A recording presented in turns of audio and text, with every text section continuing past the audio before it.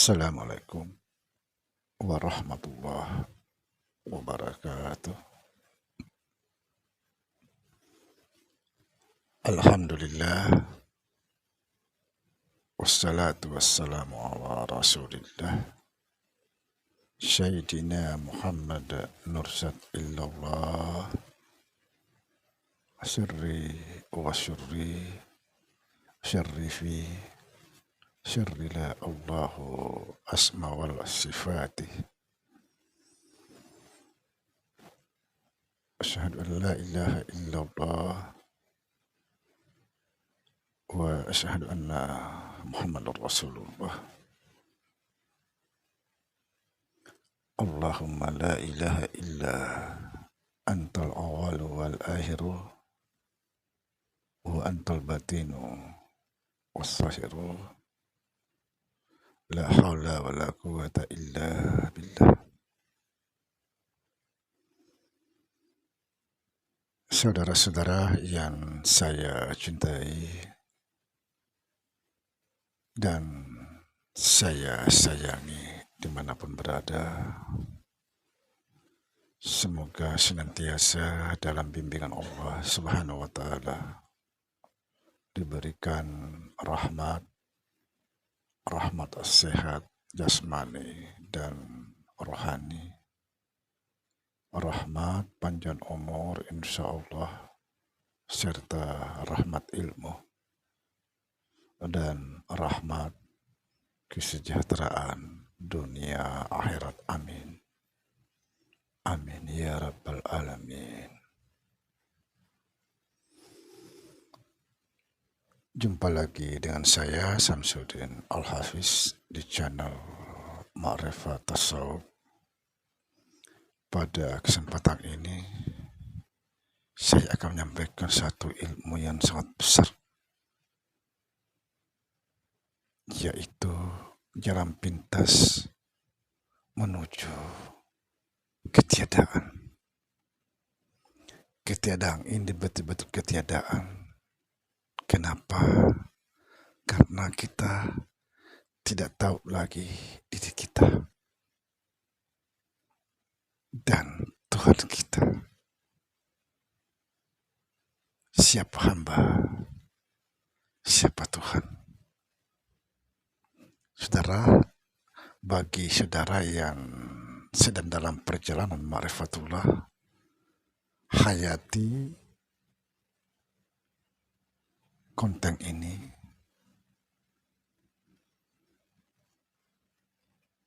karena mengenal Allah itu tidak sekedar mengenal sifat-sifatnya,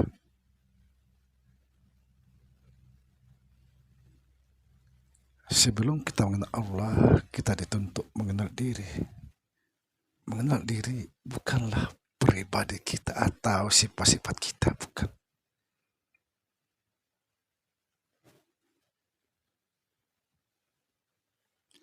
Kalau kita mengenal Allah, contoh misalnya zat, sifat, asma, af'al, atau misalnya sifat 20 kita kaji, itu bukan mengenal. Itu hanya sebatas kata-kata, sebatas teori.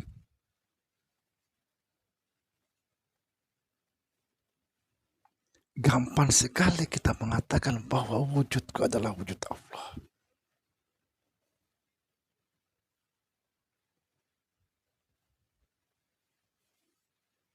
Gampang. Atau wujudku adalah Nur Muhammad. Tapi seperti apa kita dalam sehari-hari itu?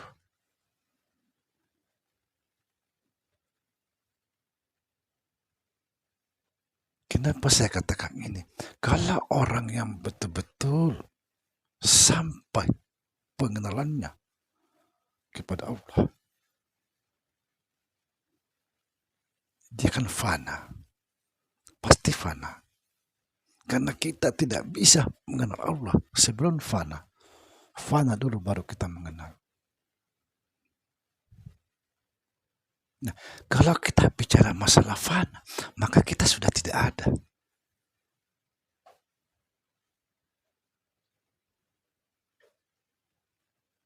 Tidak ada lagi kata Tuhanku. Tidak ada. Orang fana tidak ada.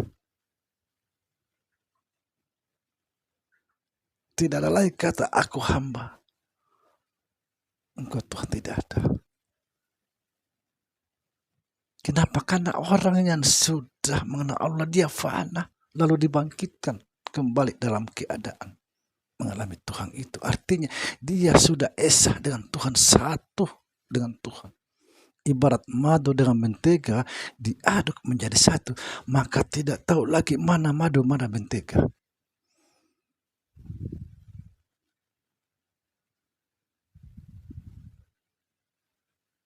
Subhanallah.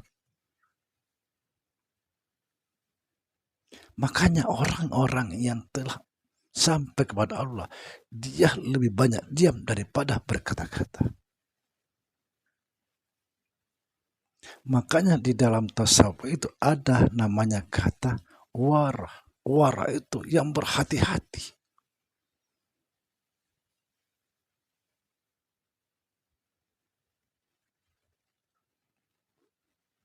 Sekali lagi saudara, mengenal Allah, mengenal diri. Mengenal diri, apa yang dikenal pada diri. Bukan pribadi atau sifat-sifat pribadi kita. Mengenal Allah bukan belajar sifat 20. Bukan.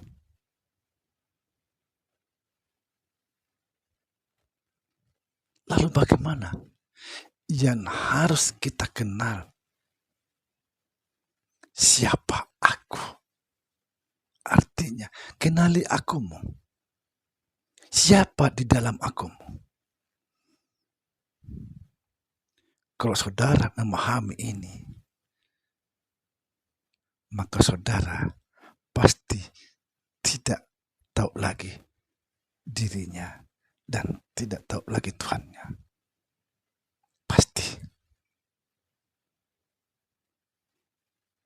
Contoh misalnya, saya mengatakan, aku yang mendengar. Contoh, aku yang mendengar. Ini aku yang mana?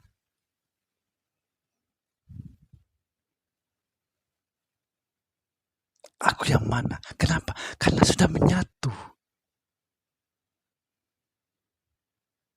Sekali lagi, aku minum, aku berjalan, aku mendengar, aku melihat. Aku yang mana?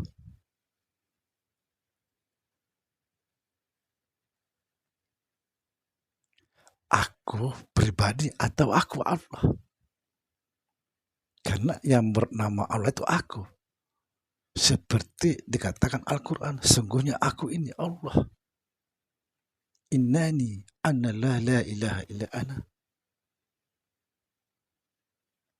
Nah, ketika mengatakan aku mau ke sana, ini aku yang mana?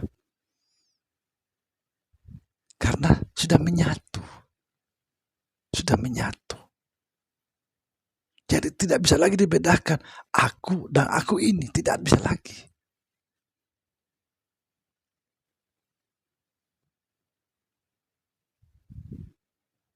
Ini yang harus kita pikirkan, saudara.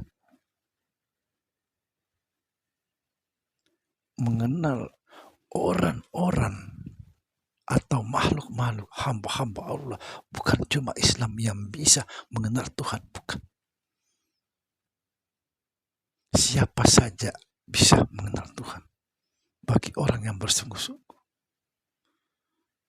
Jangan salah faham.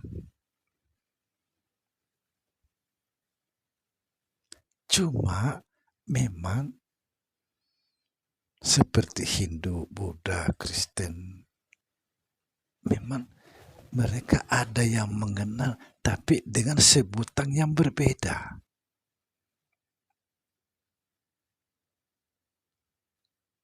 Contoh misalnya, rumah. Kalau dalam bahasa Indonesia kan rumah. Kalau kan bahasa daerah kan bermacam-macam, tapi sama-sama rumah.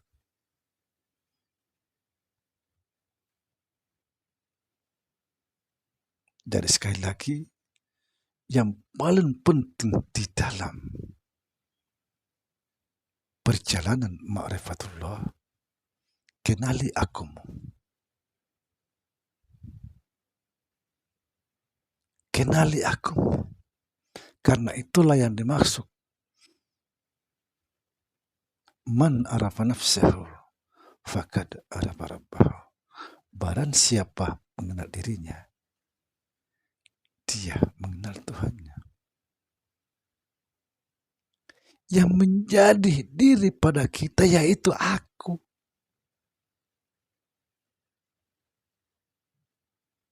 Kalau kita bicara masalah aku, maka bicara masalah diri. Kalau kita bicara masalah diri, bicara masalah Tuhan. Kenapa? Saudara perlu, ini mungkin agak keras, setiap diri memiliki Tuhan masing-masing. Perhatikan, setiap diri memiliki Tuhan masing-masing. Makanya dikatakan, man arafa nafsahu faqad arafa rabbahu. Barang siapa mengenal dirinya, dia mengenal Tuhannya. Ternyata aku kenal diriku. Diriku itu adalah Tuhanku sendiri. Subhanallah. Mungkin ada yang nggak paham jalan ini, lalu mengatakan berarti Tuhan itu banyak. Tidak. Tidak seperti itu jalannya. Kalau logika pendek, iya. Tapi kalau logika orang dalam, pahamnya tidak. Kenapa? Contoh misalnya, di dalam diri saya ada darah. Saudara juga dalam diri saudara ada darah. Apakah darah itu bermacam-macam? Tidak. Sama-sama darah satu. Di rumah saya ada air, di rumah saudara juga ada air.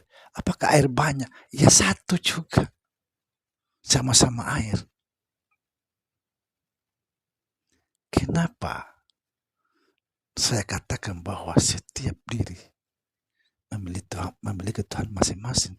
Karena setiap diri itu memiliki kodrat, iradat, ilmu, hayat, sama, basar, kalam. Kalau kita bicara kodrat, iradat, ilmu, sama, basar, kalam, maka kita bicara masalah sifat. Kalau kita bicara masalah sifat, al-insanu sirri wa nasirruhu wa sirri sifati wa sifati la ghairi. Insan itu rahasiaku, aku rahasianya, rahasia itu sifatku, sifatku itu tidak lain daripada aku. Itu kata Allah. Nah,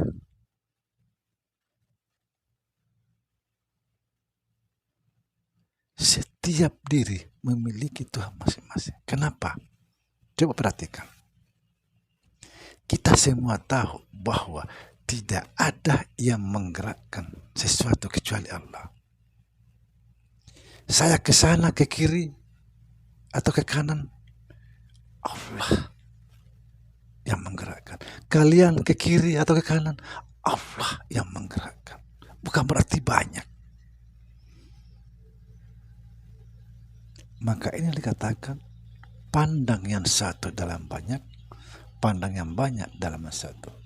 Semoga kita cerdas dalam mengkaji ilmu. Assalamualaikum warahmatullahi wabarakatuh.